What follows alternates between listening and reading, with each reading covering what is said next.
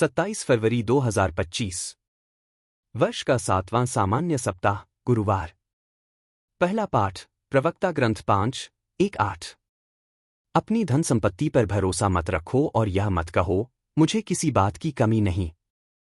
प्रबल नैसर्गिक प्रवृत्तियों से हार कर अपने हृदय की वासनाओं को पूरा मत करो। यह मत कहो, मुझ पर किसी का अधिकार नहीं, क्योंकि प्रभु तुम्हें अवश्य दंड देगा। यह मत कहो, मैंने पाप किया तो मेरा क्या बिगड़ा, क्योंकि प्रभु बड़ा सहनशील है। क्षमा पाने की आशा में पाप पर पाप मत करते जाओ। यह मत कहो, उसकी दया असीम है, वह मेरे असंख्य पाप क्षमा करेगा, क्योंकि दया के अतिरिक्त उसमें क्रोध भी है और उसका कोप पापियों पर भड़क उठता है। प्रभु के पास शीघ्र ही लौटा आओ, दिन पर दिन उसमें विलंब मत करो। सुसमाचार, संत मार्कुस का सुसमाचार 9:41-50। जो तुम्हें एक प्याला पानी इसलिए पिलाएगा कि तुम मसीह के शिष्य हो, तो मैं तुम्हें विश्वास दिलाता हूं कि वह अपने पुरस्कार से वंचित नहीं रहेगा। जो इन विश्वास करने वाले नन्हों में किसी एक के लिए भी पाप का कारण बनता है, उसके लिए अच्छा यही होता कि उसके गले में चक्की का पाठ बांधा जाता और वह समुद्र में फेंक दिया जाता। और यदि तुम्हारा हाथ तुम्हारे लिए पाप का कारण बनता है, तो उसे काट डालो। अच्छा यही है कि तुम लुले होकर ही जीवन में प्रवेश करो, किंतु दोनों हाथों के रहते नरक की न बुझने वाली आग में न डाले जाओ। और यदि तुम्हारा पैर तुम्हारे लिए पाप का कारण बनता है, तो उसे काट डालो।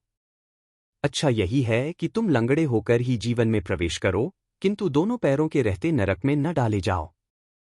और यदि तुम्हारी आंख तुम्हारे लिए पाप का कारण बनती है, तो उसे निकाल दो। अच्छा यही है कि तुम काने होकर ही ईश्वर के राज्य में प्रवेश करो, किंतु दोनों आंखों के रहते नरक में न डाले जाओ, जहां उनमें पड़ा हुआ कीड़ा नहीं मरता और आग नहीं बुझती, क्योंकि हर व्यक्ति आगरूपी नमक द्वारा रक्षित किया जाएगा। नमक अच्छी चीज है, किंतु यदि वह फीका पड़ जाए, तो तुम उसे किस से छौंकोगे? अपने में नमक बनाए रखो और आपस में मेल रखो। मनन चिंतन। यह अंश धार्मिक और नैतिक शिक्षाओं पर जोर देता है और यह बताता है कि हमें अपने कार्यों और विचारों में सत्यनिष्ठ और विवेकशील होना चाहिए।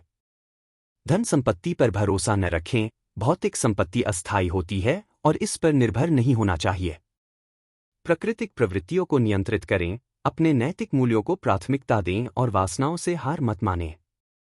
प्रभु का आदर करें, यह समझें कि प्रभु हमेशा हमारे ऊपर हैं और उनका आदर और सम्मान करना चाहिए। पाप की गंभीरता को समझें, यह न सोचें कि पाप करने से कोई नुकसान नहीं होता। प्रभु दयालु हैं, परंतु उनकी दया का दुरुपयोग न करें। प्रभु की ओर लौटें, समय रहते प्रभु की ओर लौटें और उनके आदेशों का पालन करें। यह अंश बाइबिल के नए नियम के मरकुस 9:41-50 से लिया गया है। इसमें यीशु अपने अनुयायियों को चेतावनी दे रहे हैं कि अगर वे किसी भी नन्ही विश्वास करने वाले को पाप के रास्ते पर ले जाते हैं, तो उनके लिए कठोर सजा होनी चाहिए।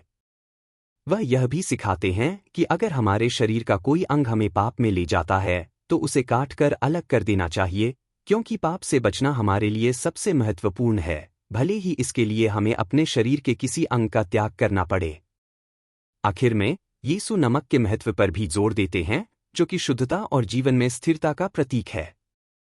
वे कहते हैं कि हमें अपने जीवन में नमक बनाए रखना चाहिए और आपस में मेल मिलाप रखना चाहिए। यह शिक्षाएं आत्मिक और नैतिक दृष्टि से गहन हैं, जो हमें अपने कार्यों और विचारों को शुद्ध रखने के लिए प्रेरित करती हैं। अधिक रोचक वीडियो के लिए कृपया हमारे चैनल ट्रू गॉस्पेल को लाइक, सब्सक्राइब और शेयर करें। धन्यवाद। परमेश्वर आपको बहुतायत से आशीर्वाद दे।